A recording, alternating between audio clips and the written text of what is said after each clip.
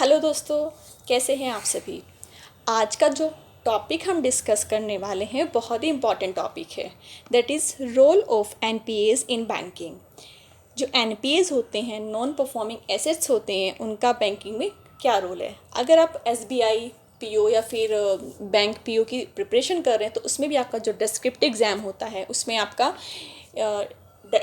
एस्से writing आता है जो 150 से 200 वर्ड्स तक का होता है। तो ये ऐसे मैंने उसके लिए प्रिपेयर किया है। अगर आप किसी भी एग्ज़ाम की तैयारी कर रहे हो तो it is very useful for you. तो चलिए विदाउट एनी डिले हम अपने ऐसे स्टार्ट करते हैं। Firstly we will discuss NPA होता क्या है। A non performing asset is a loan or advance for which the principal or interest payment remained overdue for a period of 90 days. ये एक ऐसा अमाउंट होता है जिसमें प्रिंसिपल या इंटरेस्ट या फिर जो हमारा अमाउंट होता है वो ओवरड्यू रहता है, वो रिटर्न नहीं आता है 90 डेज तक। उसको हम नॉन परफॉर्मिंग एसेट बोलते हैं। It is also called the bad loans. इसको हम बैड लोन्स भी बोलते हैं। अब इसका रोल क्या है।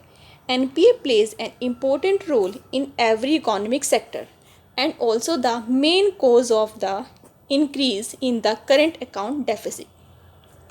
एनपीए बहुत ही इंपॉर्टेंट रोल प्ले करता है सभी इकोनॉमिक सेक्टर में, और एक बहुत ही बड़ा और मेन कोज है जो कि हमारे करंट अकाउंट डेफिसिट को इंक्रीज़ करता है। Banks provide short term and long term loan to industries, individual, farmers and also give loan against the home, vehicle and many more. जो हमारे बैंक्स होते हैं वो शॉर्ट टर्म या लॉन्ग टर्म लोन प्रोवाइड कराते हैं इंडस्ट्रीज़ को, individual को या फार्मर्स को। और साथ में हम किसी चीज़ के अगेंस्ट भी लोन लेते हैं, जैसे हम गिरवी रखना बोलते हैं। हम अपना कोई सामान बैंक के पास गिरवी रखते हैं, बैंक उसके रिस्पेक्ट में हमें लोन देता है।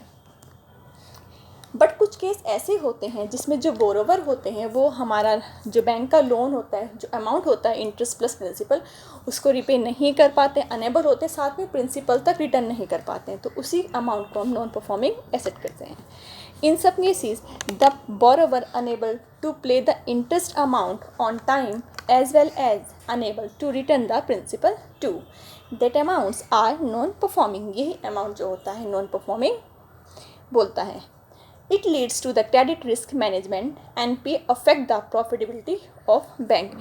जो एनपीए है वो बैंक की प्रॉफिटेबिलिटी को इफ़ेक्ट करता है, मतलब जो बैंक का प्रॉफिट है उसे बहुत ज़्यादा इफ़ेक्ट करता है।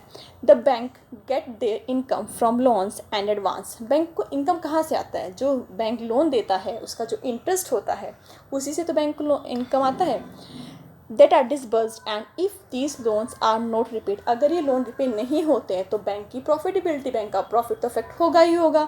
The profitability of bank will be affected and the total economy is affected. और साथ में टोटल इकॉनमी जो है वो भी अफेक्ट होती है। अब वो कौन से कॉजेज़ हैं जिनकी वजह से एनपीए इंक्रीज़ हो रहा है, ठीक है।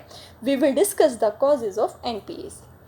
willful default and fraud dispute, improper selection of borrowers, poor debt management by the borrowers leading to financial crisis, non-compliances of sanction term and condition। ये कुछ कॉजेज़ हैं। कुछ लोग जानबूझकर मतलब अपनी इच्छा से डिफ़ॉल्टर बन जाते हैं, कुछ ऐसे फ्रॉड्स होते हैं। और जब बैंक लोन देता है वो उनके बारे में प्रॉपर इन्फॉर्मेशन कलेक्ट नहीं करता है, दैट मीन्स वो अपने बोरोवर्स को सिलेक्शन करता है वो अच्छे से नहीं कर पाता है। ऐसे बहुत सारे इसमें हमने कॉज डिस्कस किए हैं।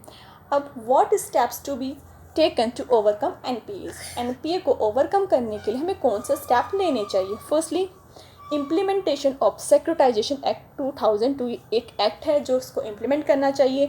इंक्रीजिंग द डिपॉजिट, जो डिपॉजिट है उसको इंक्रीज़ करना चाहिए। और लोक अदालत को यूज़ करना चाहिए कॉम्प्रोमाइज़ करने के लिए। Using Lok Adalat for compromises. Now we will discuss the current scenario of NPS and the conclusion. NPA is a virus affecting banking sector. It affects profitability, liquidity and survival for bank. जो bank होते हैं जिनका हम बोलते हैं कि वो bank बहुत ज़्यादा घाटे में चलेंगे तो किस वजह चले जाते हैं, क्योंकि उनके पास बहुत ज़्यादा एनपी हो जाते हैं, मतलब उनका नॉन परफॉर्मिंग एसेट्स बहुत ज़्यादा बढ़ जाता है। उनका लोन जो अमाउंट होता है वो रिपे नहीं हो पाता है, जिससे बैंक जो होते हैं वो डिफ़ॉल्टर बन जाते हैं। According to the stress test conducted by the IBA, the gross NPA ratio for the banking sector could rise to 9.8% by March 2022. and was 7.48 in March 2021. That means जो एक RBI ने एक स्ट्रेस टेस्ट कंडक्ट किया था उसमें 2022 में 9.8% हो जाएगा जो NPA का रेशियो है, जो कि 2021 में 7.48% था। मतलब ये बढ़ गया है, 7.48 से ये सीधा 9.8% बढ़ जाएगा आपके मार्च 2022 में। ठीक है, तो ये हमारा NPA के ऊपर ऐसे था। जो आपके एग्ज़ाम हैं उसमें ये 150 से मैंने 200 वर्ड्स का ही आता है, बट इसमें ये आपका 250 वर्ड्स तक का है। आप 250 वर्ड्स का मैंने इसलिए दिया क्योंकि हम जितना सारा पढ़ते हैं पूरा का पूरा हम नहीं लिख पाते, उसमें से कुछ ही हम लिख पाते हैं, एटलीस्ट 80% तो हम लिख पाते हैं। तो आज का ये ऐसे आपको कैसा लगता है आप मुझे कमेंट करके ज़रूर बताएंगे, और आपको जिस टॉपिक पर भी चाहिए ऐसे आप मुझे वो भी कमेंट में बताइएगा। तो चलिए आज का वीडियो यहीं ख़त्म करते हैं। Thank you very much.